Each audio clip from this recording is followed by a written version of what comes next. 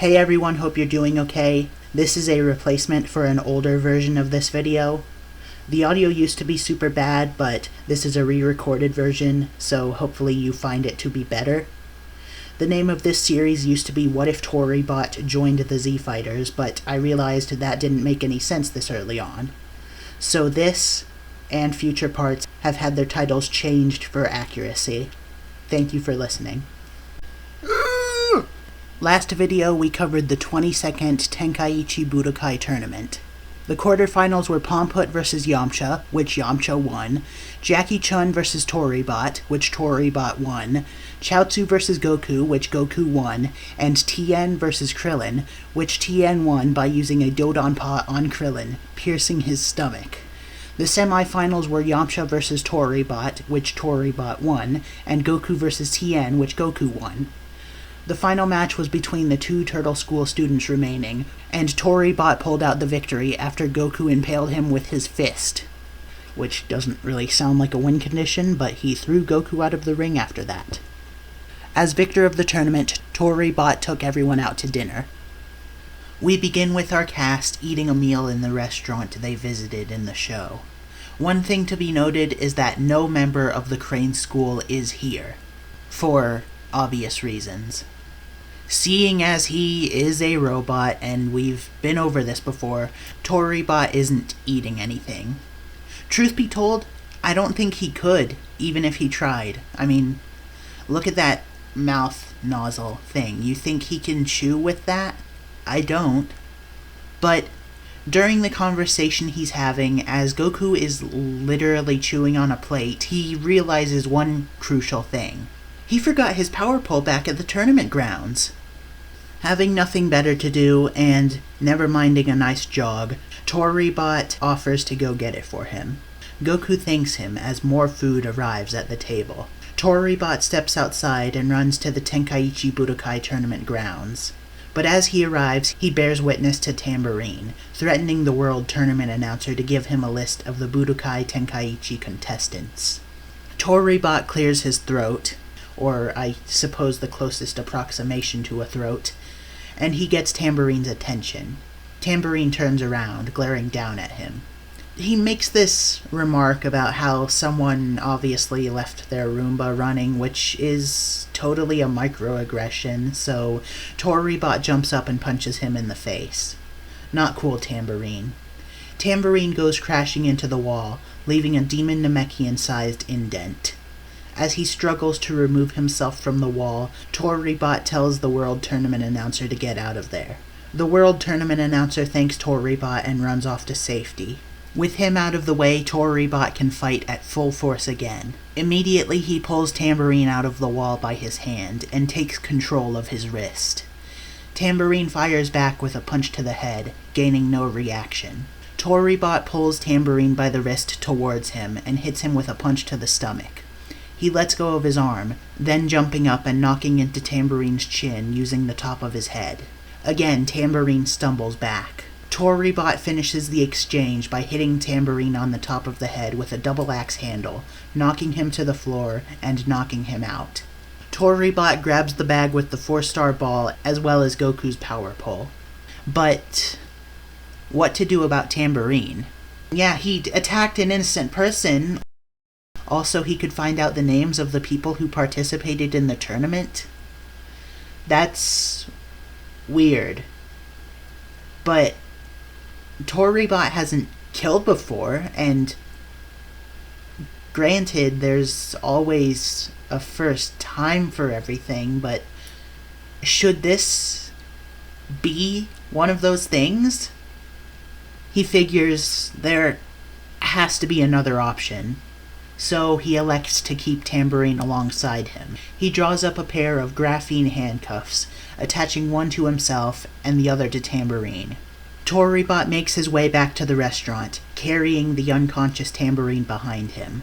This prompts a lot of confused stares from people there, but they don't say anything to him. Toribot comes back to the table and makes an attempt to explain what's going on, only to get interrupted by Roshi yelling out, "Demon!" Everybody in the restaurant looks over to their table, specifically at Roshi, and then goes back to their meals. They obviously put something in the water to make people forget. Toribot finally understands that that's what this guy is. Roshi proceeds to explain the story of how the Demon Clan took over Earth so long ago, until his master Mutaito sealed away Demon King Piccolo. He theorizes that either the Demon Clan lived on with a surviving member to keep birthing more of their clan, or King Piccolo has returned and birthed another son. After all the disturbances, noise, and being dragged about a kilometer across the ground, Tambourine finally wakes up, sat at the chair next to Toribot. He takes a second to realize he's been handcuffed, and to realize he did not, in fact, accomplish the goal he wanted to. Tambourine just scoffs indignantly. The little robot hadn't had the guts to kill him, huh? The second he breaks out of these handcuffs, he'll... Tambourine notices Launch discreetly pull an Uzi out and point it towards him. She demands he start talking. Tambourine feels no threat from her because it's literally just an Uzi. What's it gonna do to him? Still, that encourages the others to start staring threateningly at him as well. Tambourine rolls his eyes, asking in an uninterested tone what they're going to do to him. Roshi says that if he doesn't explain his presence, he's going to end up toast, fried to a crisp. Roshi is confident in their abilities to take Tambourine down, seeing as there are 5 people here all perfectly capable of battling him. And though Toribot may not want to kill him, Roshi is more than prepared to do so. Tambourine wonders for a second if it's really okay for him to explain these things, but since he did leave the mark of the demon in canon, and considering King Piccolo's personality, giving those who he believes to be inferior information on what he's doing is essentially a fear tactic to him, and so he's fine with that. And thus, via the psychic link, King Piccolo approves Tambourine's info dump. Tambourine explains how basically this lady and her kids, which is what he thinks the Pilaf gang are, unsealed King Piccolo from his rice cooker, and now he's going to rule the world. He also says that all the people on the tournament grounds are doomed. Why? Because the demons have a psychic connection with one another. They can speak into each other's minds. The fact that they have Tambourine just strung up, sitting at a table next to them. Oh yeah, King Piccolo knows. And Piano knows. And the lady knows. And her kids know. So, really, even if they kill Tambourine, they're only digging the hole deeper for themselves. Roshi motions for Krillin, Yamcha, and Goku to come with him while he explains something to them. And while Roshi assumes this is totally safe to do, little does he know that the demon Namekians, really all Namekians, have enhanced hearing. Tambourine tries to hide the little smile threatening to appear on his face as he listens in. Their plan is this. Roshi will take Toribot, and by extension Tambourine, to the World Tournament announcer and explain that this is a member of the Demon Clan, and they've returned, and the staff all need to evacuate the island immediately, since the Demon Clan will be arriving here shortly to procure their records. They say that one of them will need to take the records wherever they escape to as well. Goku questions their role in it, and Roshi replies that Krillin and Yamcha will gather the staff, while Goku flies them off somewhere safe using the Kinto-Un. So they all agree to this plan, but Tambourine is still telling King Piccolo via Mind Link what they plan to do. King Piccolo tells Tambourine to just shut up for a second, because he's busy trying to be productive and give birth. Okay, Tambourine? They go through with the plan. Roshi does exactly as he says. He brings Toribot and Tambourine to the World Tournament announcer so he can go make an announcement over the intercoms. Then Yamcha and Krillin assist in gathering people. That's about when it goes wrong. Goku is in the middle of flying a couple people off to a safe house, provided by Bulma in capsule form, when a few demon Namekians arrive at the tournament grounds to attack. The ones who arrive there are Symbol, as well as a weaker version of Drum. Their first goal is to free Tambourine in order to have him help their attack. Toribot is mostly just looking for any Tenkaichi Budokai staff on the island as well, when Symbol swoops down towards him. Before he touches the ground, he throws Drum, who had been sitting on his shoulders, down to Toribot, flooring him. As a result, it also pulls on the handcuffs and hurts Tamburine's hand. Tamburine kicks the fallen Drum on the side, telling him to watch what he's doing. Drum rolls off of Toribot and apologizes. In terms of power here, Toribot himself is still stronger individually than any of these three. But altogether, especially having him being crushed a little bit, he's not going to stand too much of a chance. Tamburine raises his arm, thereby lifting Toribot up as well. Drum slashes at his wrist, severing it and effectively freeing Tamburine. Tamburine calls Drum stupid for not just trying to destroy the handcuff. He attempts to do so himself, as it is still stuck on his wrist, and he slams his fist down on it, but it hurts more than it damages the cuff. Holding back a single tear of pain, Tamburine swallows his words, allowing Drum and Symbol to take over. Symbol lifts Toribot by the arms, holding him in place and allowing Drum to beat on him. The process goes on for a few minutes. Toribot, as always, feels no pain from the attacks, but he does start to feel a little worried when he starts hearing the noises of his own metal denting. Not good. Satisfied with denting his chest, Drum moves on to his head. He puts his electrified hands around it, and he starts to pull. 1, 2, 3. Summoning all the power he has, with electricity coating his hands, Drum rips off Toribot's head and drops it aside.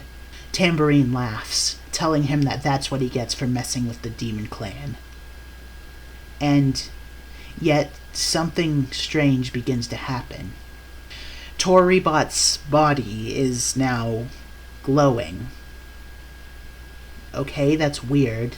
That's not normal. You'd think that when they rip his head off, he'd totally cease to function, but obviously something here is...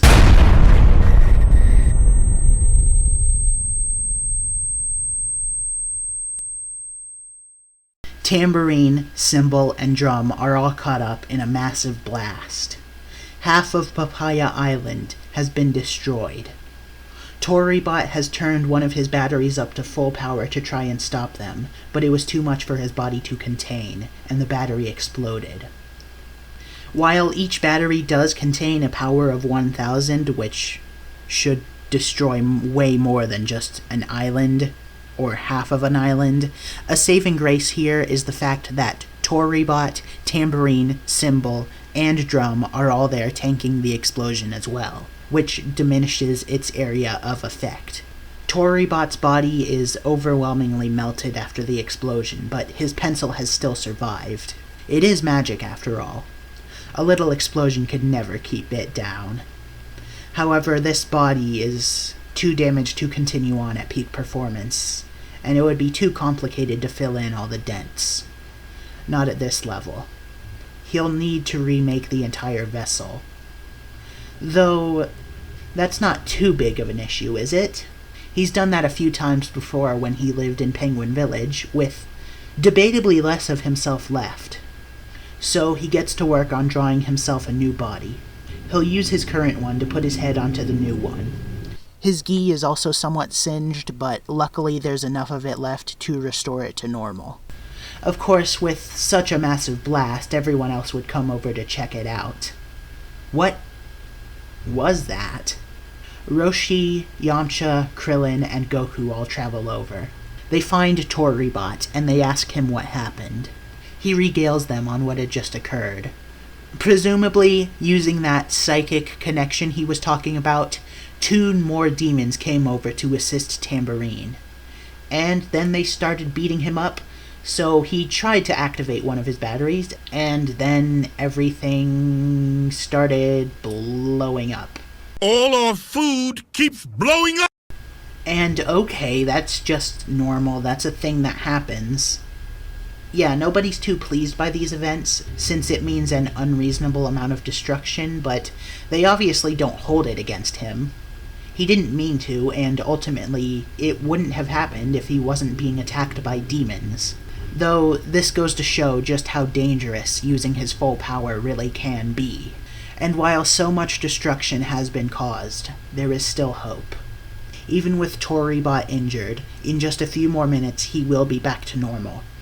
Even with half of Papaya Island destroyed, they can still bring it and all its animals back using the Dragon Balls. Even in this void of despair, no matter how tiny, there is still a flame of hope. That's the message I leave you all off on for now. Take care. Don't go full power and explode half an island, please. If you listen to this and you decide, yeah, I'm gonna go full power, I'm gonna explode half an island, I am not responsible, okay? Anyway, bye.